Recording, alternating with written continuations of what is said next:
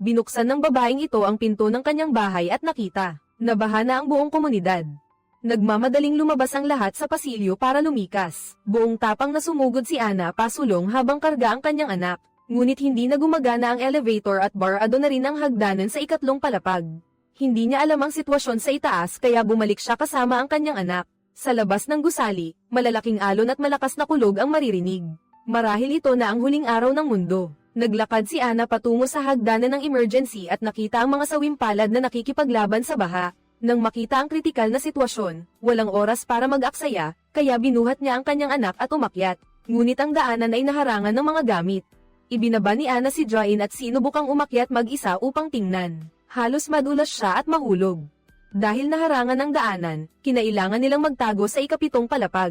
Ang mga tumatakas sa pasilyo ay humihingi ng tubig mula sa mga residente. Kakalabas lang ni Ana mula sa dami ng tao. Nang marinig niyang may tumawag sa kanyang pangalan mula sa kabilang gusali, mabilis siyang kumaway bilang tugon. Lumalabas na nagtatrabaho siya sa sentro ng isang high-tech na kumpanya bilang isang artificial intelligence researcher sa Team 3.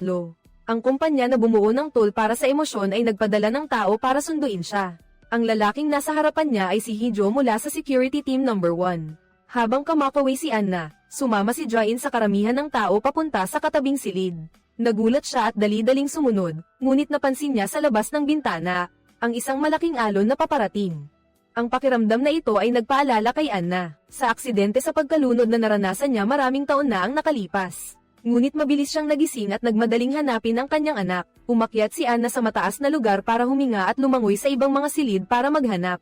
Sa wakas ay natuklasan na walang malay si Join. Niyakap niya ang kanyang anak at pilit na lumangoy patungo sa pangunahing pinto ngunit hindi niya mabuksan ang lock. Nang malapit na siyang mawalan ng hininga, dumating si Hijo at sinira ang pinto. Itinulak niya ang mag-ina sa ibabaw ng tubig, umakyat si Hijo at tinulungan si Ann na nabigyan ng first aid ang sanggol. Sa kabutihang palad, nalunod lang si Join kaya mabilis siyang nagising. Niyakap ni Ann ang kanyang anak at paulit-ulit na nagpasalamat ngunit ipinakita ni Hijo na trabaho lang ito. At kumuha ng litrato bilang ebidensya upang iulat sa kanyang mga nakatataas. Naligtas pa rin ang researcher na si Anna, balak niyang tulungan si Join na umakyat sa kanyang likod. Ngunit ayaw pa ring umalis ng umiiyak na bata sa kanyang ina. Base sa numero ng unit, nasa ika-9 na palapag sila. Ang tubig ay umabot na sa nakakatakot na taas. Nagpatuloy si Hijo, kailangan nating umakyat sa bubong. Magpapadala ang kumpanya ng helicopter para sunduin sila. Napansin ni Anna na maalat ang tubig na kakapasok lang mula sa labas. Hindi ito ordinaryong tubig ulan, paliwanag ni Hijo. 3 oras na ang nakalipas, isang asteroid ang bumagsak sa Antarctic continent. Nagpatunaw ng yelo at nagtulak ng tubig dagat patungo sa hilaga. Sa napakalaking saklaw, kalahati ng teritoryo ng Japan ay nilamon na. Sa ganitong bilis, malapit na ring lumubog ang 30 palapag na apartment building na ito. Hindi napigilan ni Anna ang magtanong, ang pagbangga ng meteorite ay napakalaking bagay. Wala bang nakahula nito? Sumagot si Hijo, mayroong nakakaalam ng maaga. Ngunit dahil hindi maiiwasan ang aksidente, pinili nilang itago ito. Kaya, mamamatay tayong lahat. Akala niya ang pinagtatrabahuhan niya ay isang lugar lang para sa pananaliksik ng artificial intelligence. Lumabas na ang trabahong ipinagkatiwala ng sentro. Kay Anna sa loob ng mahabang panahon ay upang ihanda ang paglikha ng isang bagong uri ng artipisyal na tao. Sa kasalukuyan, ang mga taong may kakayahang bumuo ng mga emosyonal na kasangkapan para sa artificial intelligence ay nangangailangan ng proteksyon, at sa buong mundo, 2 lang ang may kakayahan. Ang nangungunang kandidato ng kumpanya, si Chief Hyanmo, ay nawawala simula kaninang umaga. Kaya si Anna ang naging tanging pag-asa ng buong proyekto. Pagkatapos siyang dalhin ng helicopter sa pansamantalang kanlungan, direktang ibibigay ng kumpanya ang bagong misyon. Medyo nagulat si Anna nang marinig ito. Paano ko kayang gampanan ang napakalaking misyon na ito? Natapos na ng ibang grupo ang paggawa ng artipisyal na katawan na parang tao. May katalinuhan at kakayahang magparami. Handa na ang lahat, kulang na lang ang emosyon. Habang seryosong nag-uusap ang dalawa, si Join biglang nagpaalam na magbabanyo. Walang dalang pamalit na damit si Ann na para sa anak niya. Kaya, dinala ni Hijo ang mag-ina sa isang bakanteng apartment sa ika-15 palapag. At pinagmadali silang huwag magtagal. Pagkatapos, lumabas siya sa sala at tumawag. Bakit mo kailangan sabihin sa kanya yan? Nakikipagtulungan pa rin naman siya, wala siyang reklamo. Mukhang may tinatago pa si Hijo. Lihim niyang itinago ang baril at sinabihan si Anna na magpalit ng tuyong damit. Pagkatapos ay nagpatuloy sa pagtatanong tungkol sa emosyonal na kasangkapan. Balita ko, kung magtatagumpay ang pananaliksik na ito, magkakaroon ng damdamin. at emosyon ng mga artipisyal na tao, tulad ng totoong tao. Pero hindi maintindihan ni Hijo, kung nakagawa na ng bagong uri ng tao, mahalaga pa ba ang pagkakaroon ng damdamin? Halimbawa, mamaya sa rooftop, tiyak na magkakaroon ng matinding labanan. Dahil mag-uunahan ang mga residente sa lugar sa eroplano. Sa oras na iyon, hindi na nga pinapansin ang buhay ng mga mahal sa buhay. Ano pa ang halaga ng damdamin? Hindi nakipagtalo si Ana, at hiniram niya ang espesyal na telepono ng kalaban. Tumawag siya sa bahay. Bagamat ligtas pa ang kanyang mga magulang sa probinsya, narinig niya ang boses na may mukhang nasasakal din. Pakinggan mo ang sinasabi ng nanay mo. Ngayon, hindi na mahalaga ang mga magulang mo. Ngayon, si Joy ang pinakamahalaga sa iyo. Kailangan mong intindihin iyon. Gusto sana ni Anne na naaliwin ang mga magulang niya, pero pinatahimik siya ng mga salitang iyon. Sa oras na ito, natapos na rin ni Joy ang problema sa tubig na umabot na sa ika-13 palapag. Nang paalis na siya, narinig niya ang isang pagsabog mula sa itaas. Pagkatapos, bumuga ang gas mula sa tubo. Takot na takot ang dalawa at dali-daling umalis sa silid, pero hindi nila inaasahan na pagkalabas pa lang nila ng pinto. Kumalat na ang apoy sa gusali. Gusto ni Hijo na lumayo, ngunit hinaranggan din siya ng apoy. Ang daan sa harap at likod ay nakaharang. Agad siyang tumapak sa rehas at umakyat sa ika-16 na palapag. Niyakap din ni Anna ang kanyang anak, tumapak sa rehas, at pilit na itinulak si Joyin pataas. Ngunit ang kawawang bata ay mahigpit na nakayakap sa kanyang ina at ayaw bumitaw. Walang sabi-sabi, iniabot ni Hijo ang kanyang kamay at hinailan ng malakas, na naging sanhi upang madulas si Anna at mahulog sa tubig. Mabuti na lang at pagkatapos ng aksidente noon, masigasig siyang nagsanay sa paglangoy. Mabilis siyang lumutang at kumapit sa isang plastic board. Sinabi ni Anna kay Hijo na alagaan ang kanyang anak, habang siya ay kumapit sa plastic board at lumangoy papasok sa gusali. Sa oras na ito, ang tubig sa ika-10 palapag ay hanggang dibdib pa lang. Aakyat na sana siya sa itaas nang marinig niya ang isang tunog. Nang isang batang umiiyak, ang tunog ay nagmumula sa loob ng elevator. Hindi kayang hayaan ni Anna ang sitwasyon. Sinubukan niyang buksan ang pinto, ngunit hindi niya ito mabuksan nang walang gamit. Umakyat siya sa itaas para maghanap ng gamit, ngunit nakita niya ang dalawang magnanakaw na sinasamantala ang baha. Lumayo si Anna sa mga taong ito na may masamang hangarin. Mabilis siyang bumalik sa ibaba para iligtas ang tao, ngunit sa oras na ito, umabot na sa leeg ang baha. Ang malalaking alon mula sa labas ay pumasok din, at ang mga alaala mula sa nakaraan ay patuloy na bumabalik. Isinugal ng asawa ang kanyang buhay para itulak ang anak palabas ng kotse. Habang siya naman ay naipit sa loob at nalunod. Sa pagkakataong ito, wala ring nagawa si Anna para baliktarin ang trahedya. Wala siyang magawa kundi iwan ang bata sa elevator at umalis. Nagmamadaling bumaba ng hagdan si Hijo para hanapin si Anna at sabihing may nangyari kay Join. Bukod pa rito, mahina ang katawan ng bata at maraming sakit.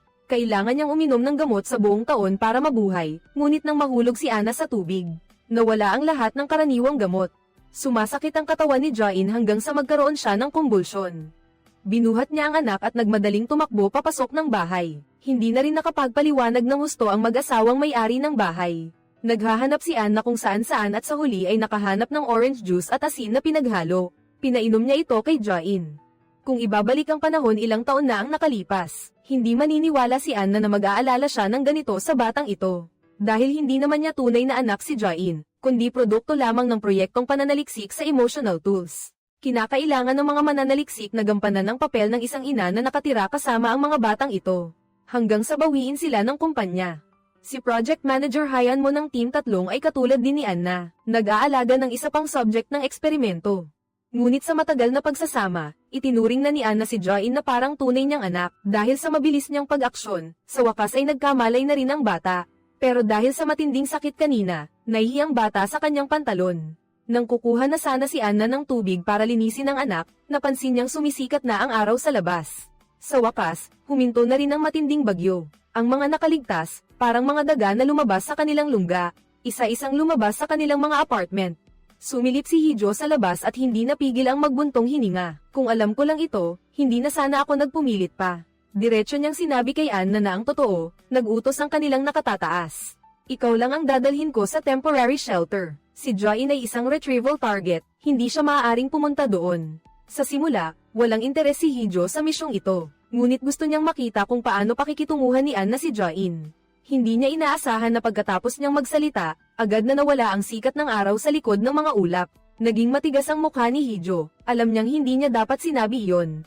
Pagkatapos, dali-dali niyang hinayla ang mag-ina ni Anna palayo. Ang dalawang matanda sa bahay ay matagal nang hindi pinapansin ang buhay at kamatayan. Nagpasya si Hijo na manatili at ang mag-ina ay tumakas. Ngunit ang bilis ay hindi kasing bilis ng pagtaas ng tubig, at halos 10 palapag ang nalubog sa isang iglap. Si Jain ay nagpupumiglas sa tubig at humihingi sa kanyang ina na buhatin siya. Si Anna ay yumuko at binuhat ang kanyang anak, umaakyat sa matataas na palapag. Mula sa itaas ay narinig ang malakas na iyak ng isang buntis. Mukhang malapit na siyang manganak, ngunit walang magawa si Anna para tulungan siya. Wala siyang magawa kundi magpatuloy sa pag-akyat, nasa ika-29 na palapag na sila, malapit na sa bubong. Hindi maaaring iwanan ni Anna si Jain at sumakay sa eroplano ng mag-isa. Kaya tinanong niya si Hijo kung may iba pang paraan. Sa totoo lang, hindi rin maintindihan ni Hijo ang puntong ito. Nawawala na sina Hayanmo at ang bata na inalagaan niya. Hindi ba si Jain na lang ang natitirang subject ng eksperimento? Paano ang batang iyon? Hindi ba siya ang pinakamahalagang resulta ng kumpanya? Baka may pagkakamali sa utos. Sumama ka na lang sa akin sa itaas para tingnan. Binuksan ni Hijo ang pinto at nakita niyang dumating na ang helicopter. Buti na lang at walang ibang residente na sumiksik. Natapos na ang misyon niya kaya agad niyang ipinasa si Anna sa crew ng eroplano. Ngunit gustong bawiin ng lalaking nangunguna si Jain. Agad niyang hinawakan ang bata at hinayla. Kanina sinabi mo na pwede siyang sumama sa akin. Pero sabihin mo sa kanila na pakawalan siya. Ang Hijo na ito ay isang sinungaling na walang kukurap. Ang mga nakaraang salita ay isang laro lamang ni Jisoo upang lokohin si Anna. Bukod pa rito, nagsinungaling din siya tungkol sa pagkawala ni Hayanmo. Hindi nawawala ang kalaban, kundi tumakas kasama ang bata na inalagaan niya. Sinabi pa niya na mas gugustuhin niyang mamatay ngayon kaysa iwanan ang bata. Sa puntong ito, sinimulan na ng mga empleyado na kunin ang data mula sa katawan ni Jain. Umiiyak si Anna habang nagmamakaawa na iligtas ang bata, ngunit ang batang ito ang tanging matagumpay na eksperimento. Plano ng kumpanya na gamitin ang data nito bilang template, upang lumikha ng isa pang emosyonal na kasangkapan. Alam na ito ni Anna mula nang tanggapin niya ang trabaho. Pagkatapos niyang magsalita, biglang binaril ng 2 gwardya si Hijo.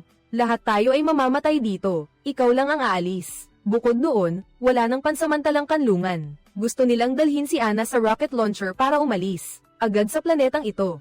Sa loob ng 15 minuto, libo-libong piraso ng meteorite ang babagsak, na magdudulot ng pagkalipol ng halos lahat ng buhay sa mundo. Ang sentro, upang maiwasan ang pagkalipol ng sangkatauhan, ay naglunsad ng 7 rocket sa buong mundo. Naglalaman ito ng mga huling nakaligtas sa sangkatauhan, upang mapanatili ang lahi ng tao. Ang sentro, ay gustong ibalik ang pinakamababang antas ng populasyon. Susunod, kailangan ni Anna na pumunta sa laboratorio ni Isabela upang tapusin ang modelo ng emotion tool. Ngunit paano magkakaroon ng damdamin ng isang artificial human? Mayroon ng paunang plano si Anna. Plano niyang gawing subject ng eksperimento ang ina ng bata. Pagkatapos, ipawawala niya ang bata upang hanapin ito ng subject, at sa prosesong iyon, makakatagpo ng maraming hadlang. Kung mabibigo siyang hanapin, magsisimula ulit siya mula sa simula. Pagkatapos niyang magsalita, naglabas ng level 1 warning ang spacecraft. Tinamaan ng debris ng asteroid ang makina. Posibleng tumutulo ang oxidizer. Sa sumunod na segundo, nagdilim ang paningin ng lahat. Nagising si Anna sa kanyang bahay muli. Pansinin ang numero sa kanyang t-shirt, 471. Umiiyak ang anak niyang si Jain dahil naging swimming pool ang kanilang bahay. Tumingin si Anna sa ibaba at nakita niyang puno nga ng tubig ang silid. Pagkatapos, nakatanggap siya ng tawag mula kay Hijo, na nagsasabing aabot na ang tubig sa 3 palapag, kaya kailangan nilang lumikas sa pinakamataas na palapag. At siguraduhing dalhin ang bata. Sigurado akong nahulaan ninyo na, si Anna ay ang subject ng eksperimento, at ang kanyang pinagdadaanan ay ang loop para iligtas si Jain. Paulit-ulit, pero sa pagkakataong ito, ipinahayag ni Hijo mula pa sa simula na babawiin ng sentro ang bata ngayon. Dala ni Anna ang first aid kit at gustong hilahin ng anak palabas ng pinto kaagad. Ngunit ang bata ay nakakulong sa sulok at ayaw sumunod. Bihirang seryosong binalaan ni Anna si Jain na maging masunurin ngayon.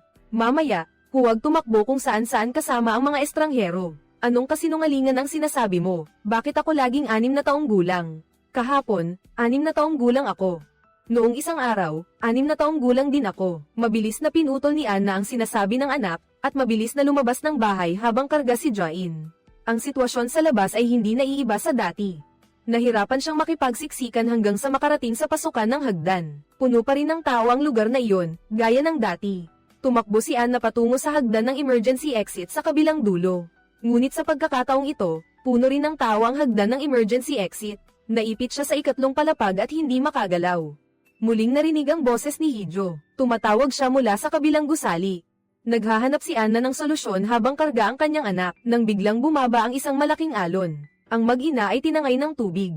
Lumangoy si Anna habang yakap si Join. Itinulak niya ang bata para makaakyat sa loob ng gusali. Sumunod din siya at umakyat sa rehas. Pero paglingon niya, nawawala na si Join. Marahil ay natulak siya ng nagkakagulong tao. Nakita ni Anna na muling bumaha sa dulo ng pasilyo. Tinangay ng tubig ang ilang tao. Hinabol niya, kumapit sa rehas at tumingin sa paligid. Nakita niya ang anino na kahawig ni Join. Agad na tumalon si Anna sa tubig nang walang pag-aalinlangan. Ngunit napakalalim ng tubig, sa isang iglap ay nawala na ang lahat ng tao. Habang sabik na tinitignan ni Anna ang helicopter na lumilipad sa itaas. Hindi niya maintindihan kung bakit pakiramdam niya ay nakasakay na siya sa eroplanong ito. Noon, hawak pa niya ng mahigpit ang salamin sa paglangoy ng kanyang anak. Kusa niyang kinapa ang kanyang bulsa at, syempre, nakuha niya ang salamin sa paglangoy ni Join. Habang tulala si Anna, isang inabando ng kotse ang itinulak ng alon ng dagat. Nang magising muli si Anna, nakita niyang nilalapatan siya ng first aid ni Hijo. Ngunit sa pagkakataong ito, ang numero sa kanyang t-shirt ay naging 787. Kaya, maaari nating hulaan sa pamamagitan ng numero. Ilang beses na bang inulit ni Anna ang eksenang ito? Sa kasalukuyan, bagamat napakakinis ng daloy ng kwento, ito ay pinagdugtong-dugtong mula sa iba't ibang Anna sa mga loop. Sa panahong iyon, nakaranas siya ng hindi mabilang na kabiguan. Ipinakilala ni Hijo ang kanyang sarili bilang mula sa Security Team No. 1, na ipinadala ng kumpanya upang sunduin siya. Nang kunin niya ang kanyang telepono upang magulat sa kanyang superior, sumulyap si Anna at nakita ang baril sa loob ng kanyang bulsa. Bumangon siya, gustong hanapin agad si Join, ngunit hinawakan siya ni Hijo at ipinakita sa kanya ang isang larawan. Sabihin mo sa akin kung nasaan si Join. Umakyat na ang bata kasama ang mga tao. Nakita ni Anna na hindi peke ang larawan, kaya umakyat siya sa mas mataas na palapag para hanapin ang kanyang anak. Hinabol siya ni Hijo at sinabing huwag mag-aksaya ng oras, dadalhin ng aming mga tauhan si Join. Mamaya. Ang mahalaga ngayon ay umakyat agad sa rooftop. Hindi inaasahan, sinamantala ni Anna ang pagkakataon para agawin ang baril niya. Ibigay mo sa akin ang baril. Huwag mo nang hintayang ulitin ko pa. Nasaan ang anak ko? Pagkasabi niya niyan, nagsimulang sumabog ang gas sa gusali. Ngunit hindi aalis si Anna hanggat hindi niya nalalaman ang kinaroroonan ng kanyang anak. Sa sumunod na segundo, ang pagsabog mula sa likurang silid ay muling nagpatambo kay Anna. Nang magising siya, ang numero sa kanyang t-shirt ay 1,931 na. Sa pagkakataong ito, hindi pa rin nagtitiwala si Anna kay Hijo kaya humiwalay siya at tumalon sa tubig. Marahil ang kakaibang mga imahe na kumikislap ay nagpaunawa kay Anna na ang mga tao ng kumpanya ay hindi mapagkakatiwalaan. Gayunpaman, bago pa siya makalangoy, nakita niya si Join sa kanyang kondongan. Tinawag ni Hijo ang kanyang ina at nang akmang lalangoy na siya, nawala ang anino ni Join. Sinabi ni Hijo kay Anna na manatili lang doon at tutulungan niya ito kagad. Ngunit hindi pinansin ni Anna at lumangoy patungo sa gusali. Sa pagkakataong ito, muli niyang narinig ang iyak sa likod ng elevator door. Ikaw si Jisoo, tama, paano mo nalaman ang pangalan ko? Alam ni Anna ang impormasyon na ito sa kanyang subconscious. Hindi niya maintindihan ang dahilan, kaya itinapon niya ang mga nakakagambalang iniisip. Pilit niyang iniligtas ang bata sa elevator.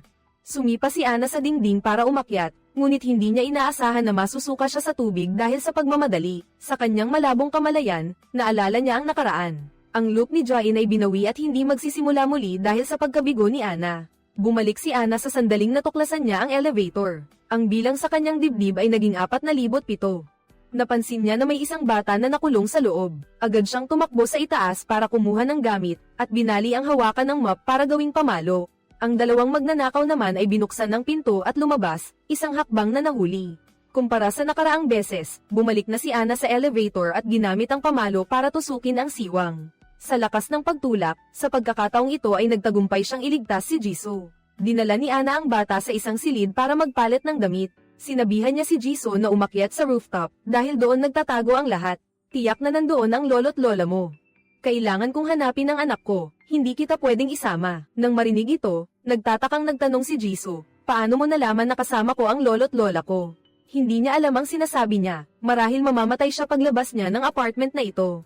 Kaya kung makita mo ang isang 6 na taong gulang na lalaki na nagngangalang Join, pakisabi sa kanya na hinahanap siya ng kanyang ina sa lahat ng dako. Pagkatapos marinig ang sinabi ni Anna, naalala ni Jisoo ang narinig niya habang nakakulong.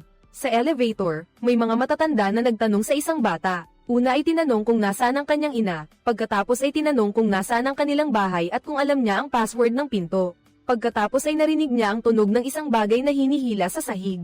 Ang mga matatanda na sinasabi ni Jisoo ay malamang ang dalawang magnanakaw. Sa sandaling ito, napansin ni Ana ang ingay sa itaas. Nagpaalam siya kay Jisoo at sinundan ang ingay sa itaas. Nakita niyang bukas ang pinto ng isang apartment. Sa sandaling ito, naalala niya, na tila siya ay hinayla sa bahay na ito. At sa alaala ng paghila sa kanya, ang numero sa kanyang damit ay 4,006. Kaya, ang bersyon 4,006 na ay nabigo dahil pinatay siya ng mga magnanakaw. Ngayon, ang bersyon 4,007 na si Ana ay gustong pilitin na malaman ang kinaroroonan ng kanyang anak. Kaya, binuksan niya ang aparador upang maghanap ng sandata para sa pagtatanggol sa sarili. Pero nakita siya ng dalawang magnanakaw sa kritikal na sandali. Mula sa kabilang gusali, narinig ang tawag ni Hijo. Nang makita ito ng dalawang magnanakaw, agad nilang sinunggaban si Ana at itinulak siya sa lupa. Ang kasalukuyang sitwasyon ay tumugma sa magulong alaala. Agad sinipa ni Ana ang magnanakaw at sinubukang tumakas. Ngunit, hindi niya inaasahang mahawakan at idiin sa lupa, at sinakal. Masyadong mabagal ang pagkilos ni Hijo sa labas, at nang malapit na siyang masakal, bigla, nakakita si Ana ng martilyo sa tabi niya at malakas na ipinukpok sa magnanakaw sa ibabaw niya. Ngunit mabilis siyang nahuli ng mga kasama nito. Ibinato siya sa pinto sa kritikal na sandali. Si Hijo, sa wakas ay sinira ang pinto at pumasok, kasama si Jisoo. Ibinato niya ang isang magnanakaw sa tubig at pinilit ang isa pa.